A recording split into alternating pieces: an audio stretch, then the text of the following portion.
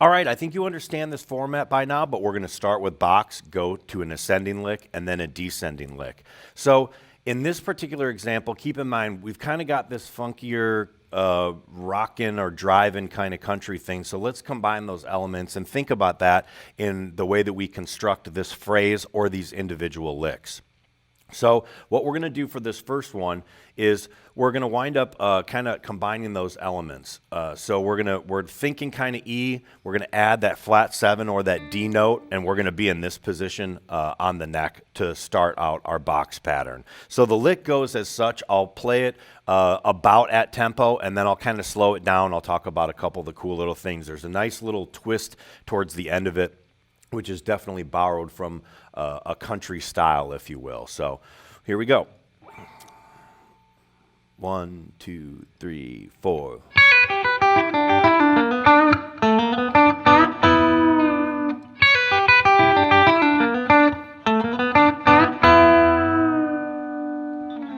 So played nice and slow. What we're going to wind up doing on this is we're incorporating some cool chord tones. We're doing a G note, which kind of, you know, if we're thinking E7, it kind of adds like an upper structure to that chord, which makes it a little bit more interesting. We're kicking off the lick right here.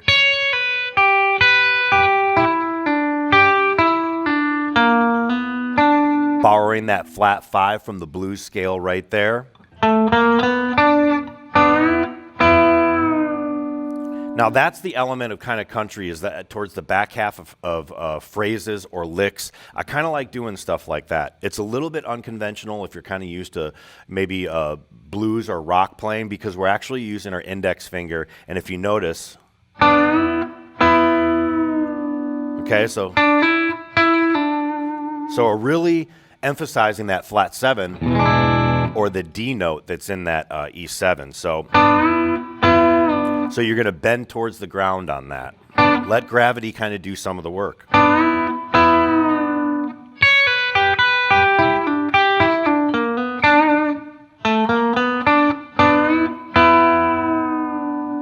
Okay, so that's going to be what we wind up doing, thinking in the box, if you will, just within one position and one position only. So as we move to this ascending lick, obviously we're moving up the neck. So there's going to be some shifting and some other things. I put another little twist into this one. So let's do this lick. Here's the ascending lick over E. 1, 2, 3, 4.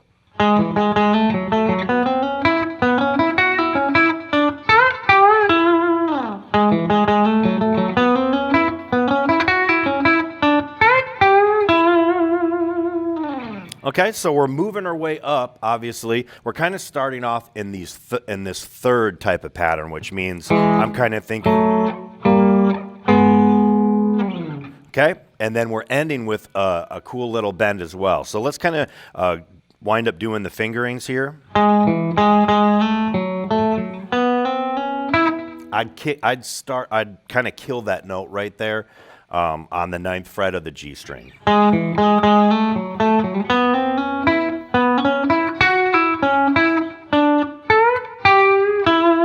Once again, we're bending down, notice, with our ring finger.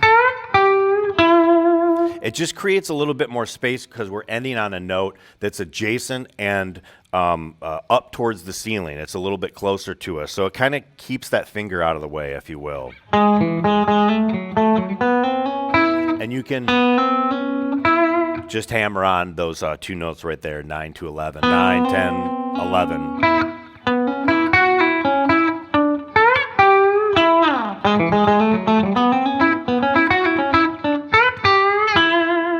And you could just put a little bit of vibrato at the end. The other thing is if whether you're a straight up picking guitar player or you use that hybrid technique that's used a lot in country music, your middle finger is going to grab pretty much the string adjacent and below towards the floor from where your pick is. So.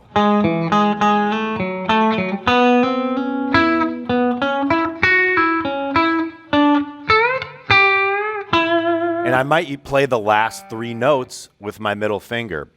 Sometimes I change up that technique just depending on what kind of feels right within the phrase, but that's going to be your ascending lick over this E or E7 chord. Moving along, we're going to take the descending lick, and now obviously we're moving backwards or up the neck towards the nut. So as far as this one goes, this is kind of a technique that definitely is borrowed from country playing, because we're going to incorporate quite a bit of open strings. It's definitely something that I like to incorporate in my playing. It creates a little bit of a quick pedal tone, if you will, is you've kind of got this, you know.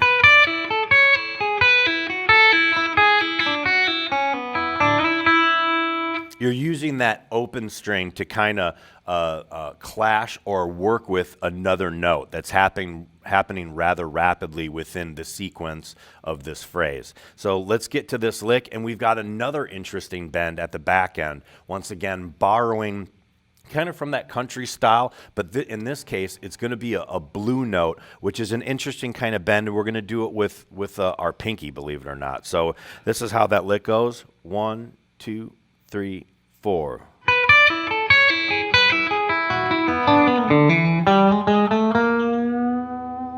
Let me do that one a little bit cleaner. So let's do it one more time. 1, 2, 3, 4.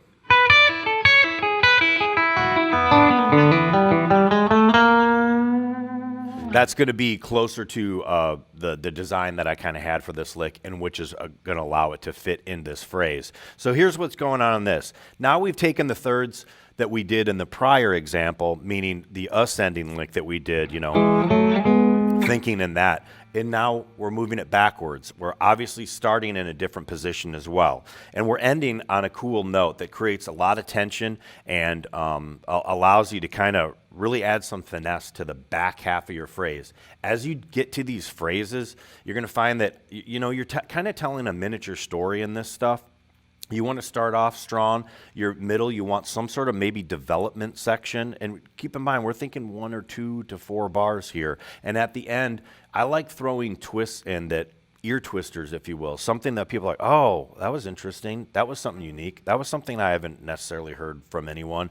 And that's what's going to give the uniqueness to some of these phrases and your playing as well. So as you think about this kind of stuff and maybe cherry pick some ideas like, oh, well, that's an interesting way to end something or start. So in this one, we're actually taking that flat 5 note, which is going to be a B note, and it's a B flat bending up to B. So it just creates this interesting tension at the back half of the phrase. So once again.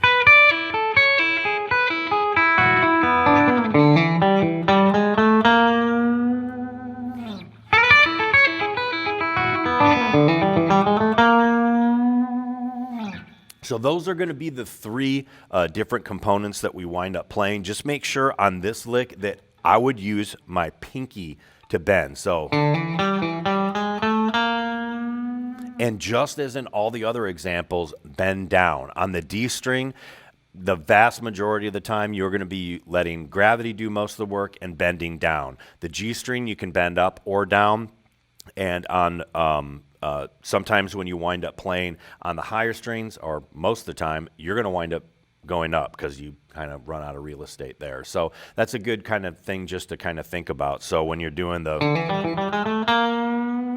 and that falls right in your hand position, so it works quite nicely. So those are going to be your 3 examples: box, ascending, and descending. Different licks that you can wind up using over an E chord in this particular kind of groove. They fit into place, and that's kind of the idea behind these phrases. Make sure to use your TrueFire tools. If it may take you a little bit longer to get some of the licks, these are going to get more complex. So you can loop them, you can slow them down, and work on them at your pace.